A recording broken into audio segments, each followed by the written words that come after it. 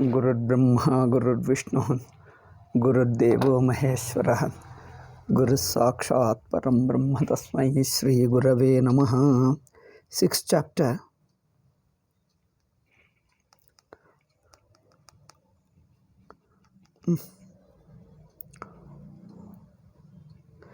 In the 6th chapter, around 31st shloka, the yoga phalam, the result of the fruit of practicing nididhyasana. So nididhyasana is withdrawing from the world, is called nididhyasana, isn't it? Just withdrawing from the world. When your mind withdraws from the world, it stays in its natural state. Because when you withdraw from the snake, you go back to rope. That means rope alone remains. When you withdraw from the ornament, you stay as gold.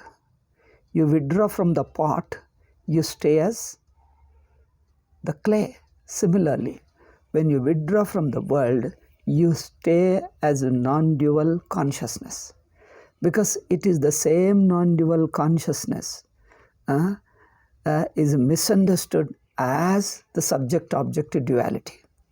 Therefore, as a result of meditation, that is nididhyasana type of meditation, what do you get? You get your understanding of your natural state. You come back to your natural state. That means you remain as what you are, in your original self. Not any misunderstood. Not from another's standpoint, but from one's own standpoint. That is, one is as one is. So in that state, Purva Shlokartaha Samyak Darshanam Anudya Tat Phalam Mokshaha Abhidhiyate. In the previous shloka, he comes to understand himself, Samyak Darshanam. He comes to understand rightly. That means he comes to have a right understanding. So that with the right understanding, is it Sunday or am I mistaken? Is it Sunday?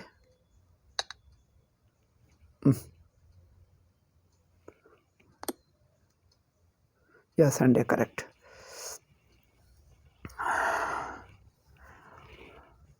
So in the 31st shloka says, Purva Shlokartham Samyak Darshanam Anudya, showing that what is the right knowledge. In this next shloka, he shows the result, the fruit of that right understanding. Sarva Bhuta Sthitam Yomam. No, not this. No, 29th, I think I missed it. 29th we were discussing. Idanim Yogasya Yat Phalam Brahmatmaikatva Darshanam. Yogasya Yat Phalam Brahmatmaikatva Darshanam. 29th shloka. 6th chapter, 29th shloka. Brahmatmaikatva Darshanam Sarvam Samsara Vichcheda Karanam Tat Pradarshate. Yogasya Phalam is Brahma. Yogam is Nididhyasana. The phalam of nididhyasana, the fruit of nididhyasana is samyak darshanam, brahmatma ekatva darshanam, means coming to intuit oneself as Brahman. Brahman means Brahman is the truth of the whole universe.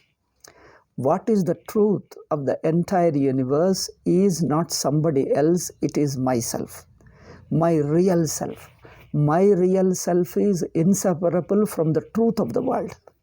So, what is the truth of me is the truth of the world. Okay? The truth of the world, truth means the Swarupa. The Swarupa of the world is the Swarupa of myself. So, that means at the moment I am seeing myself as an individual, as a karta being related to karma, as a jnata being related to gneyam. I am a jnata, I am a knower being related to gneyam. Okay, in this jnatru-gneya sambandha I am. So my real nature is free from this Jnatru-Jneya Sambandha Rahita. My real nature is free from this Jnatru-Jneya. Okay, when I discover my real nature by self-observation, so what is my real nature is eternal. It always remains. What is not my real nature is only a tentative appearance. So body, mind and sense organs, these are only tentative appearances. They don't represent real me.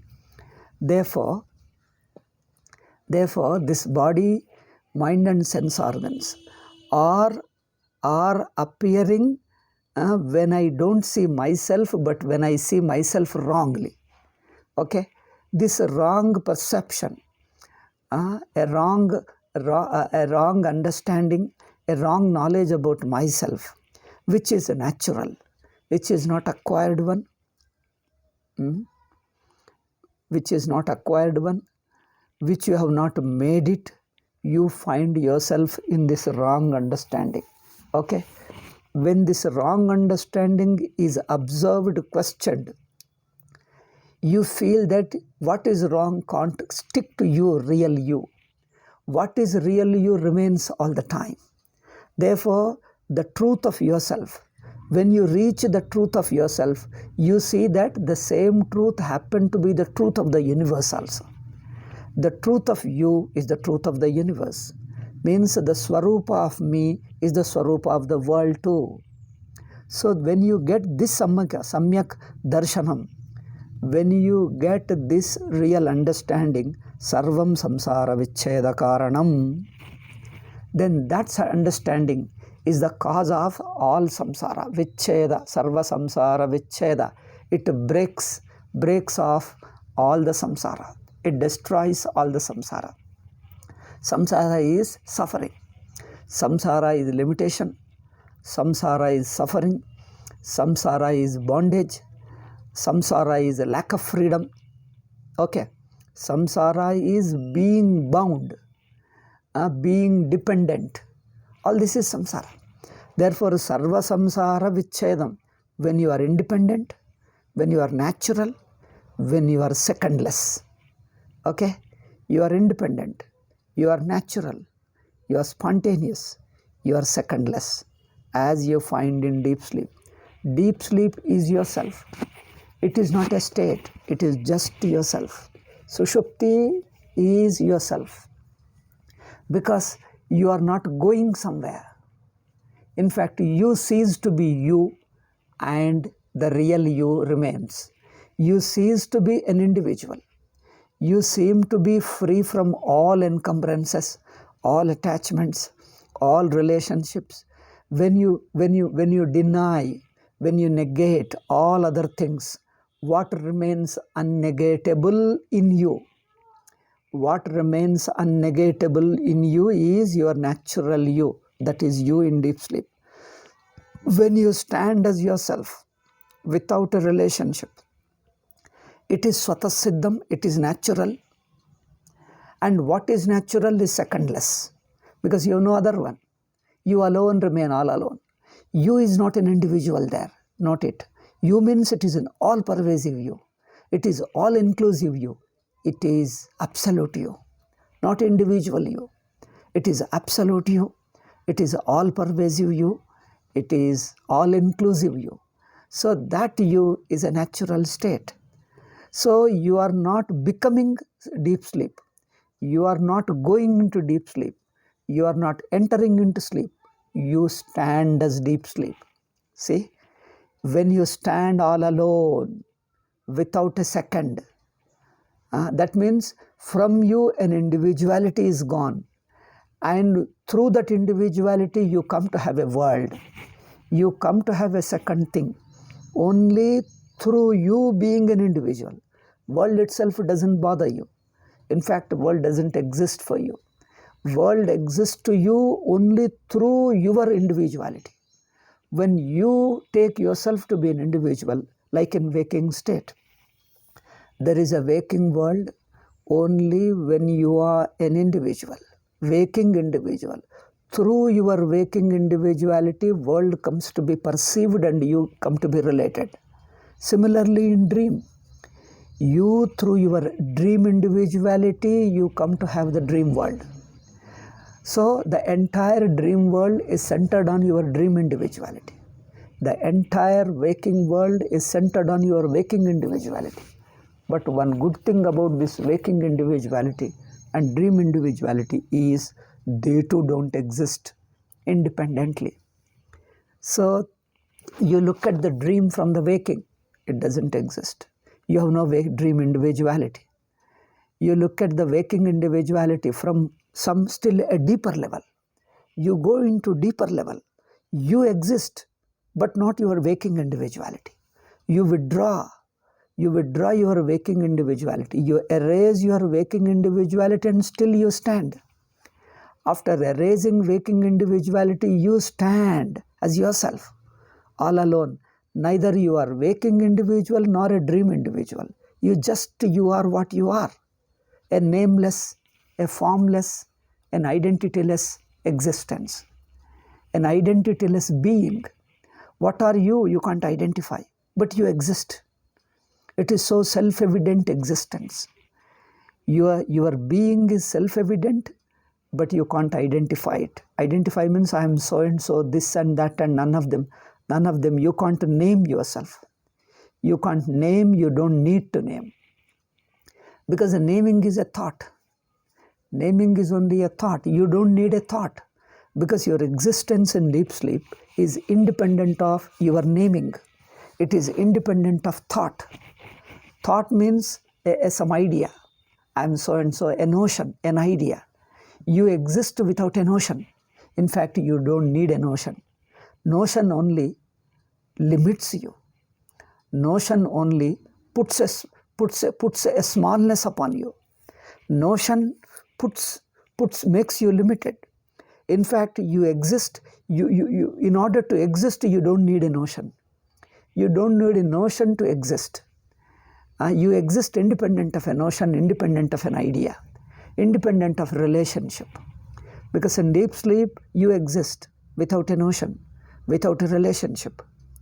So that is where you are in your natural state. Natural state means you are what you are, that's all. You are you. No relationship, no definition, no explanation, no standpoint. Yourself is not a standpoint. Yourself is yourself, that's all. I am myself. So in my natural self, there is no relationship, there is no identity, there is no notion about yourself.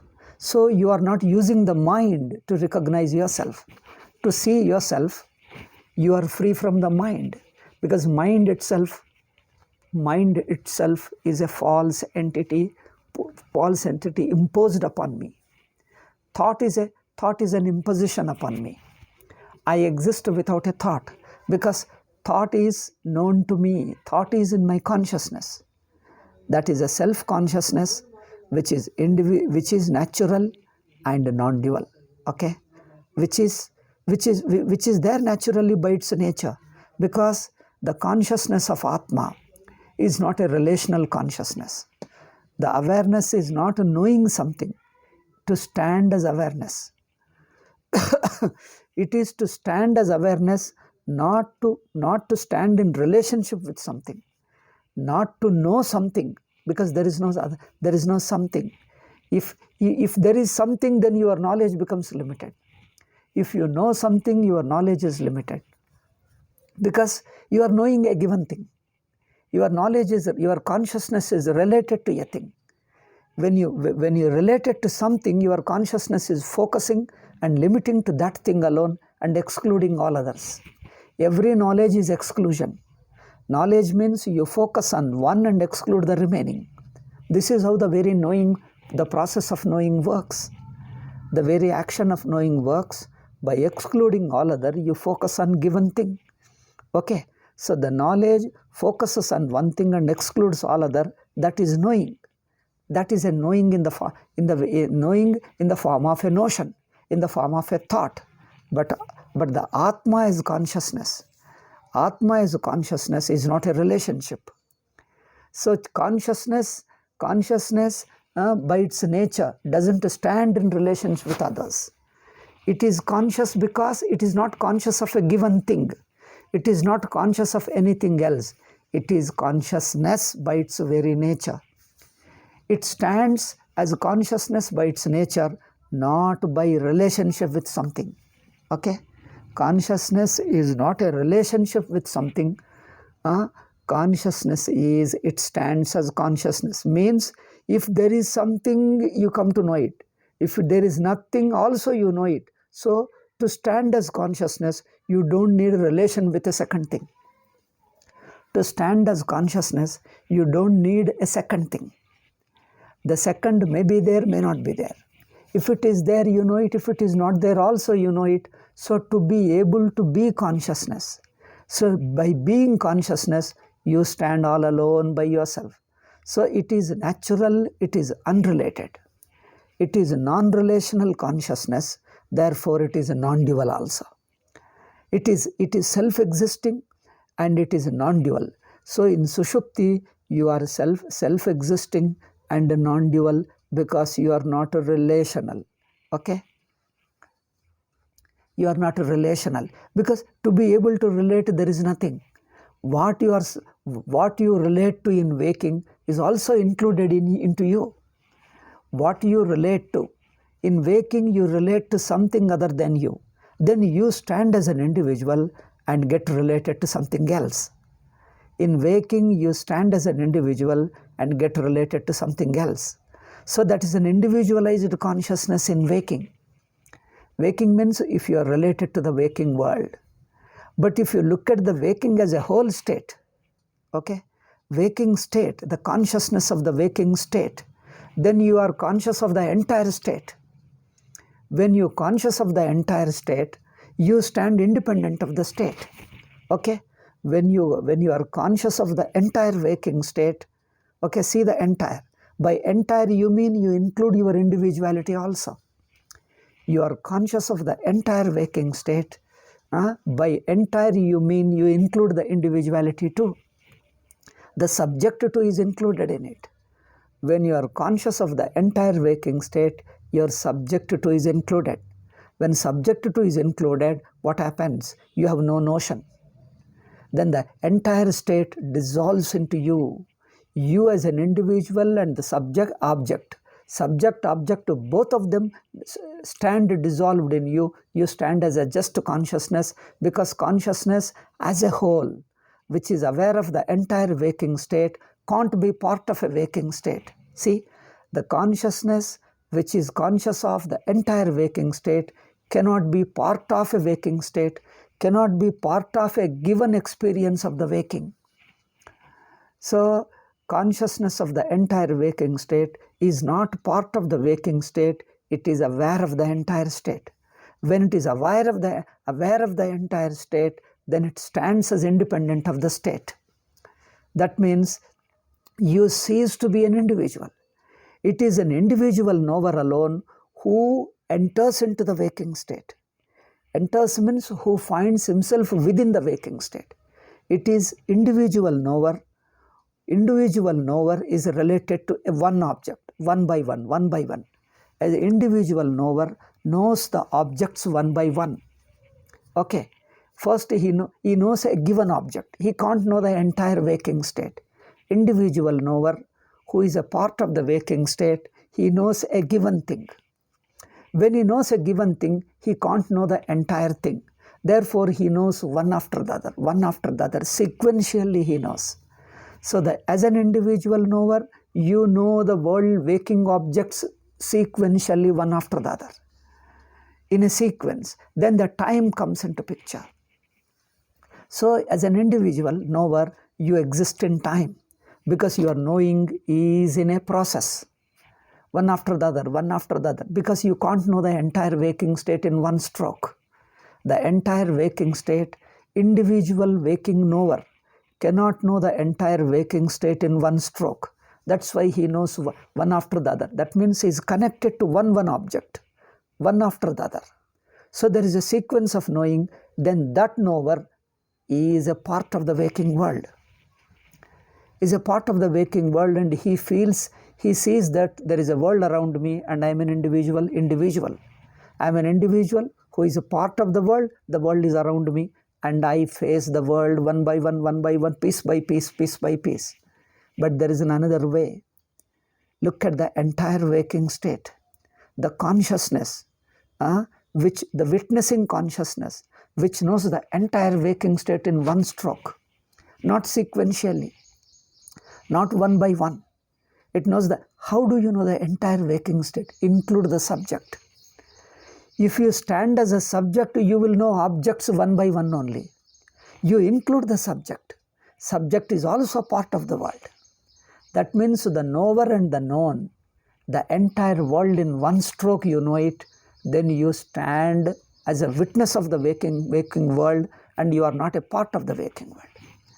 When you stand as a witness of the entire waking world, witnessing consciousness, the witnessing consciousness is not a part of the waking world. That means it doesn't feel that I am knowing one by one object. I am knowing a given object and sequentially one by one. No, there is no sequence. That means you stand outside the time. Sakshi has no time because he doesn't experience, he is not aware of the world sequentially. His consciousness is not small and sequential. His consciousness is not small and sequential. So there is no sequence. There is only one stroke of the entire waking state. So consciousness doesn't move in time. Conscious has no time. When he has no time, he has no space too. When he has neither time nor space, he stands independent of the waking world. He is not a part of the waking world. The witnessing consciousness is not part of the waking world. See, therefore, he doesn't stand related to the world. Consciousness, the witnessing consciousness, doesn't stand as related, because a relationship means again a dependency. So the wakeful consciousness, the entire witnessing consciousness is independent. When it is independent, that means he crosses the boundaries of all waking state. He knows both the edges, all the four edges of the waking world. He knows all the four edges of the waking world. That means he swallows the waking world. See, I'm just putting that step alone. He stands a witnessing consciousness of the waking world. He witnesses the world in one stroke. That's first thing. One stroke means there is no sequence. That means he is not a part of the world, but he is independent of the world. And he knows the world, the entire world, entire waking state in one stroke. When he knows the entire waking world in one stroke, that consciousness sees the edges of the all four sides. All four sides means he sees the entire waking state. When you see the entire waking state, the edge of it, you see the end of the waking state also. That means you witness the entire waking state. That means you can see the end of the waking state also. See, when you see the edge of it, then only you see the entire. Okay. You can see the entire hand when you come to the edge of it. If you don't see the end of it, you are not able to see the entire hand. You can say that you are not seeing the entire hand. Anything, you take this alone. You are not able to see the entire if you don't come to the edge of it. If you don't see the end of it, you won't see the entirety of it. So, to be able to see the entire waking state, you come to the end of it. That means you will see the ending of the waking. You see the absence of the waking. That means the waking ends. That means you continue to be the consciousness, and what you witness ceases to be there. The state ceases to be there, and you continue to exist. That means where does the state go? It ceases. When you say the world ceases, world means thought ceases. When thought ceases, you alone remain. Then where does the thought go? It merges into you. Okay? When the thought ceases, it merges into you. You alone stand without the second. So you as a consciousness stand independent of the world. That when you say independent of the world, it looks that still you are related to the world because you are independent and then world is there. No, that is only first step we are talking. But if you still watch deeply, When you are independent of the world, there is no world for you. When you say independence, independent means what? You don't have the world even to relate to, even to compare with. There is no world even to relate to, even to compare with. Therefore, there is no world even to compare, because your being consciousness doesn't depend upon the world. World may be there, may not be there. It is immaterial for the consciousness to be consciousness. For the Atma to be consciousness, you don't need the world. So world may be there, may not be there. That means you are independent of it. World may be there, may not be there means both are irrelevant. Presence and absence of the world, presence and absence of the waking state is irrelevant. That means neither presence nor absence is required for the consciousness to be consciousness. Neither the presence of the state, waking state, or neither the presence of the world nor absence of the world.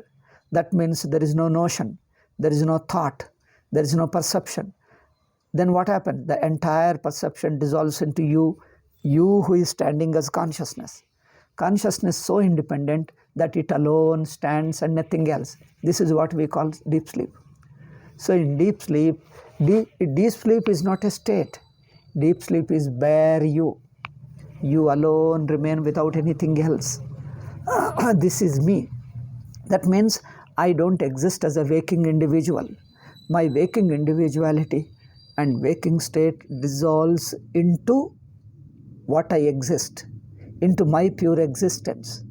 My pure existence, which is deep sleep, entire waking state dissolves into me. Dissolves into me also is a wrong way. Wrong in the sense, you assuming the world, you talk of dissolving. You assume the world and talk of dissolving. But in deep sleep, neither the world nor its dissolution, both are not there. Neither the world nor its dissolution. Neither the world nor its dissolution means neither the presence of the world nor absence of the world. Neither vyakta nor avyakta. Okay? But world is vyakta. Absence of the world is avyakta. Neither vyakta nor avyakta. Neither presence of the world nor absence of the world. Because it is itself. So there is no reference to the world, because there is nothing other than myself to refer to. So you stand secondless. Okay? You stand secondless. You stand all alone. Even to say that you is only an imposed word. Because it is such a you, it includes me also, me and you and everything. Generally, in the worldly sense, when I say I exclude from you. Then only I stand as I. But this Sushupti Swarupa, Sakshi Swarupa is such an I means myself, it is such a myself which doesn't exclude you.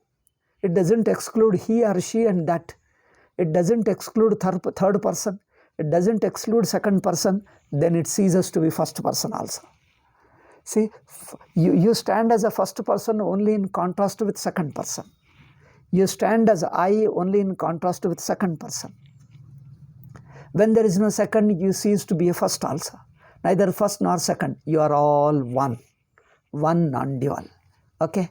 Deep sleep is one non-dual. So this is called Samyak Darshanam, Brahmatmaikatva Darshanam Sarvam, Samsara Vicheda Karanam, because samsara is a notion.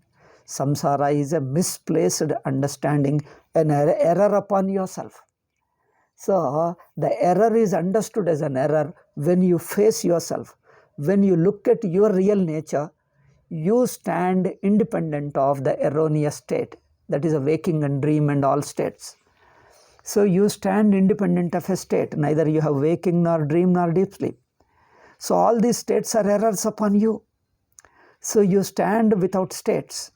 A stateless existence is ever existence, a non-dual existence. It is Swata Siddha. It is Swata Siddha. Okay? That natural, independent and non-dual existence, a secondless existence is called Atma. Okay? Then you are free from samsara. Samsara is not a state. Okay, state of Atma, I mean in that sense. Samsara is not a state of Atma. It is not Atma Atma comes to a state of samsara and gives up and goes to another state. If Atma has really assumed a state of samsara, then it can't get rid of it. If it gets rid of, again it may get it. Therefore, Atma is never touched by samsara. Atma is never touched by any state, neither waking nor dream nor any state, because it is stateless. It is avasthatraya rahita. It is stateless. Stateless means what? It is ever existing. What is ever existing, what never ends, is avastha rahita. Avastha is a tentative thing. Avastha, waking is there only from the waking standpoint. Waking notion is there only from the waking standpoint. When you go to dream, waking ceases, so waking ends. But avastha rahita atma, that is all by yourself, non-dual self, has no ending. Therefore, your own self is not an avastha. Atma is not an avastha because it doesn't end, nor it ever begins. It neither begins nor ends. It exists all alone. Okay. So about this, the next 29th shloka is going to say, Idanim yogasya yat phalam brahmatmaikatva darshanam. The result of nididhyasana. So nididhyasana, simple and straight way of nididhyasana is withdrawing from the external world in terms of your thought, because the thoughts are reinforced by emotions, okay, by attachment. A thought of the object, when you have a thought of a person, thought of an object, thought of money, thought of anything, the thought won't go away because thought develops into an emotion, a memory, an emotion associated with memory. So that emotion, memory, all that has to be withdrawn, then thought gets dissolved. Thought gets dissolved. Bare thought doesn't stay. It is easy to dissolve. But the thought resists resolution. Thought resists dissolving into the consciousness in its original nature, because thought further develops into, thought further grows into emotion, an attachment, a relationship. Therefore, we detach, we withdraw from its. So all this attachment is only a further building upon it. Thought is a basic thing, natural thing. Over the thought we build up, what we build up is emotions, attachment. The ideas of good and bad and all that. When you have a good and bad, the perception is a basic thing. Perception of the world is one thing. Over the perception we build up emotions, ideas, and then attachment and good and bad and all these descriptions. All this description of the world is a building up, is an embellishment of the basic perception. So this embellishment has to be removed first by detaching from all these emotions. World, you stand as a simple perception without emotions, because the emotion only selective. Emotion is selective and choosy. It chooses one in contrast with other. Okay, emotion means you are attached to one in contrast with other. You consider one as a superior and other is a less. Okay, this emotion is a relative. Emotion is a choosy, selective. Emotion selects, compares and contrasts, attach with one thing and rejects the other. So this divisive mind, emotion is divisive. Okay, emotion is a choosy, selective and divisive. Selective means divisive only. So we withdraw this emotion. That means what? We see everything as a simple thought alone. Everything is simple perception. Perception, just bare perception. We don't choose between the perceived things. One is a better, one is bad, one is good and one is mine, one is others, one is nearer to me and other thing. We don't choose between all the perceived things. All the perceived form into one perception. Okay. Once you reduce all the attachments, erase all the attachments, emotions, and then bring it into one perception, then that perception means one thought. That is one avastha. You don't go, other way of putting is, you don't look at the details of the avastha. Waking state or dream state, you don't look at the details. more and more you pay attention to the details of the state. Details means people, objects, events, and circumstances and all that. More and more you pay attention to the details of the avastha, you get attached to them. Okay? You get attached to them. More and more you pay attention, more you dwell upon them, more you think of them, more you brood over them, recall them, how nice it is, and praise them. So that emotion, because you getting related to them. You are personally getting related is emotion. So how to conquer that emotion? Pay attention to the entire state. Waking as a whole state. Pay attention to the entire waking state. Ignore the details of the waking state, because all the individual details, all the details of the waking state are part of the one waking state. Okay. All the our people are getting used to my English talks and listening to English talks also. Vallede. English talks kuda vinatam manchide. Vinandi English kuda vachestadi. So the internal details of the waking state, how to avoid them. So instead of paying attention to the details of the waking state, pay attention to the entire waking state. That means just a thought alone. Just a thought without its attachment to any given thing. So the details get ignored. All details become one waking state. When you watch the entire waking state without paying attention to the details of the state, without paying attention to the detail, means relative value of the worldly things and people. Relative value, one is more important, one is less important. So instead of the detailed, instead of relative value, paying attention to details means relative value becomes inevitable. Comparison, contrast, relative value, selection, all this becomes inevitable. So the relative value goes away. All have got only one value. They are all perceived, that's all. Perception is the only identity of all of them. That you perceive them, all of them are thought. Just thought, it's all thought alone. It's all vritti. Everything, entire waking state is one thought. So no preferential treatment to any one person, one object or anything. All of them are just one thought, whole entire waking state.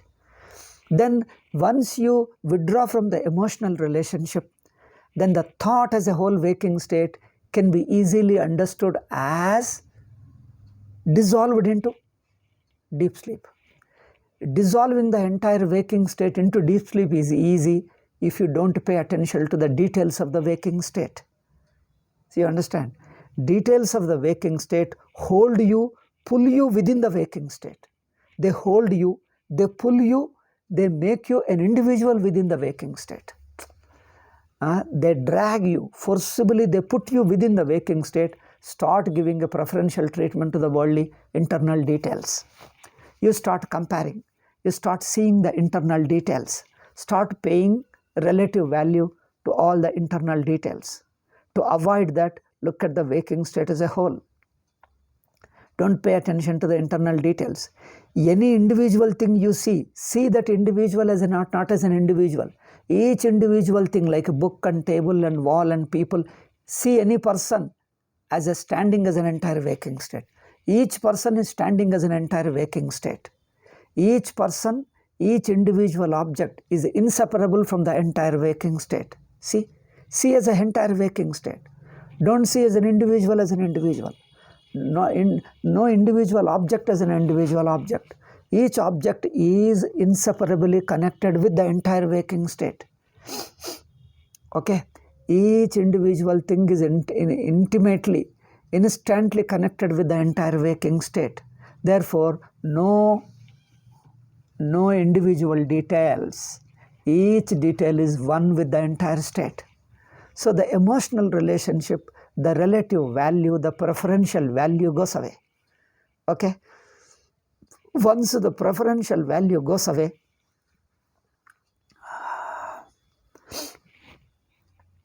preferential value, individual value goes away, there is only a thought.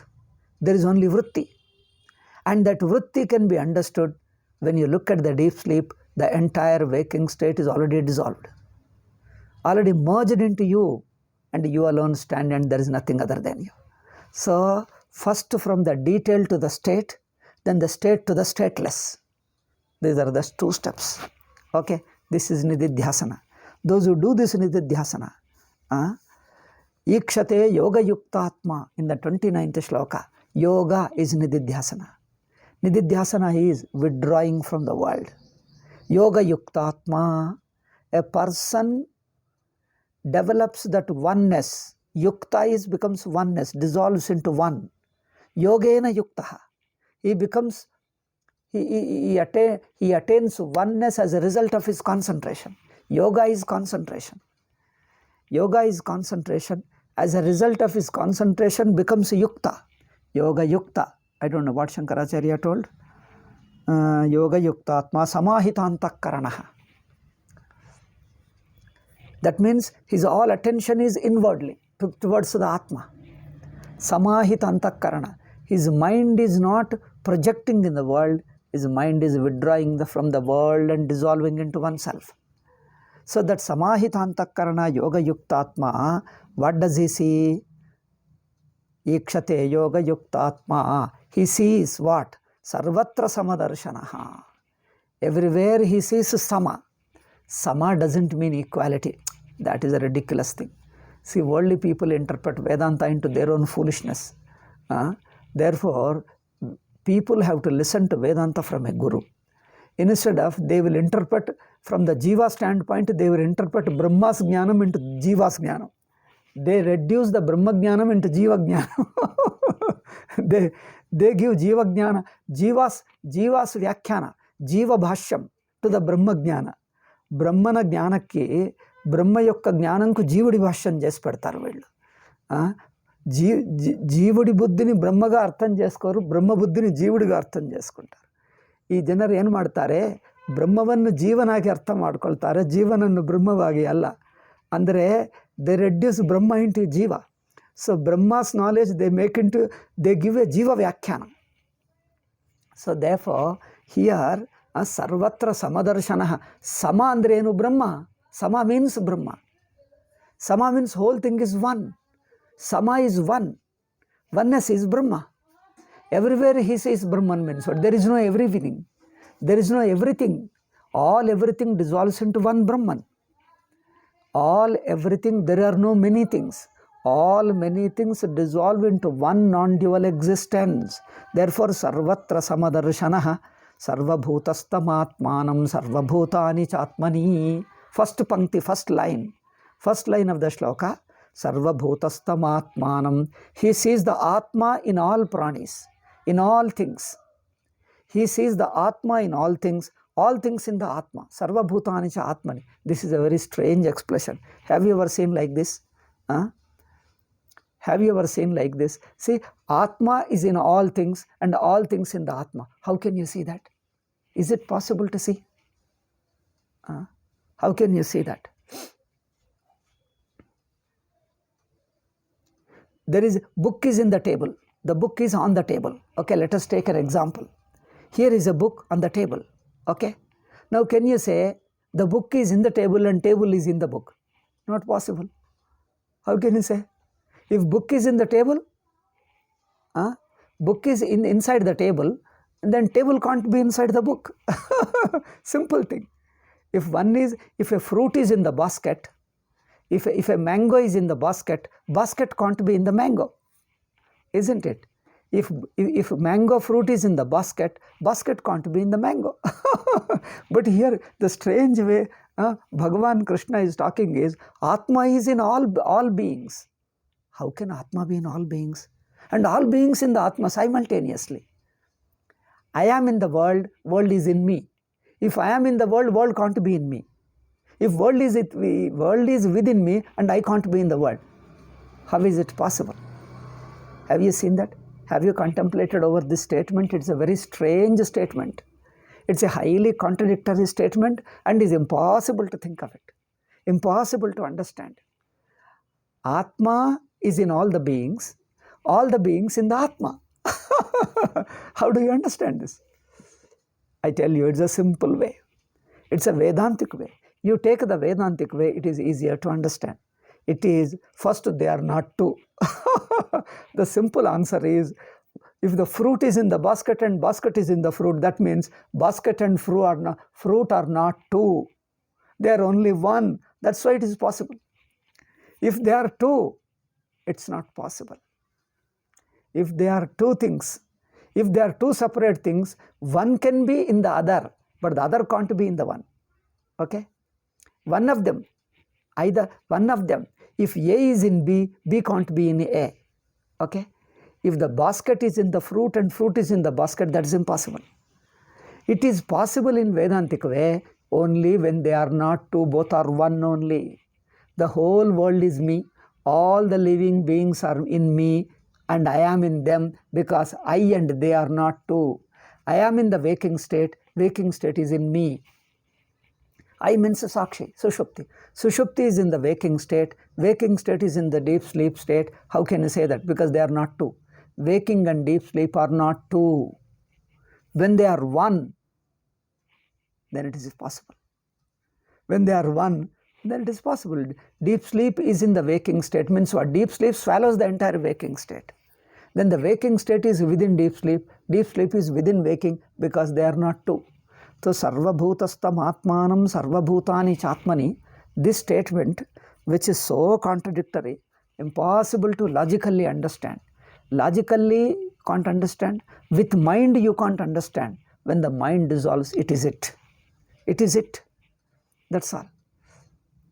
The mind dissolves, it is just that. So, sarvabhutastam atmanam, the Atma which is in all beings. Atma which is in all beings means all beings cease to be there, there is only Atma. And all the beings in the Atma. That means all the beings are inseparable from the Atma, and Atma itself appears as many, and all the many is one Atma. That means many and one are one alone. The one appearing as a many again includes, that one includes all the many, and therefore they are not two. This is the simple and straight. Okay? And sarvatra samadarshanaha, everywhere he sees samam. You see, you know what samam means? Samam means, people translate our Kannada, Telugu and Indian languages. Sama means equality. Sama in Sanskrit is not equality. Sama means oneness. Sama is oneness. Vishama is multiplicity. Vishama is nanatta. Sama means oneness. Okay? Many Sanskrit words came to our Indian languages, convey different idea. Okay? And we think that by knowing this, the meaning of our Indian language, meaning of our mother tongue, we carry again into Sanskrit. Sama is not equal. Equal means there are many and you are relating to them equally. That is a worldly thing, that is a social thing. Sama is oneness. Vishama is multiplicity. Okay? Sama is oneness. Vishama is multiplicity. In this sense, samam nirvishesham. Shankaracharya says, sama is nirvishesham. Sushupti. Sama means Sushupti. He sees Sushupti in all the states. He sees Sushupti in waking state. He sees Sushupti in dream state. He sees Sushupti in Sushupti state. That means he sees Sushupti alone and not the three. That's all. He sees Sushupti in waking state. Means what? There is no waking and there is only sleep. That's all. He sees continuously one deep sleep alone and no other waking state, because waking state is dissolved into himself. So, sarvatra samadarshanaha, samam, nirvishesh, sarvatra. Sarvatra means what? Sarveshu brahmadi sambhapariyanteshu vishayeshu sarvabhuteshu. In all the beings, in all the objects, he sees samam nirvishesham. Sama is non-dual. Nirvishesham. Andre brahmatmaikatva vishayam darshanam. He sees the non-duality in everything, because everything was falsely thought of. Falsely thought of, it is a misunderstanding, it doesn't exist. Because if it exists, it will not go away. That's a simple reason. If waking world really existed, waking would not have ended. See, waking ends. I can stand without waking. I do stand.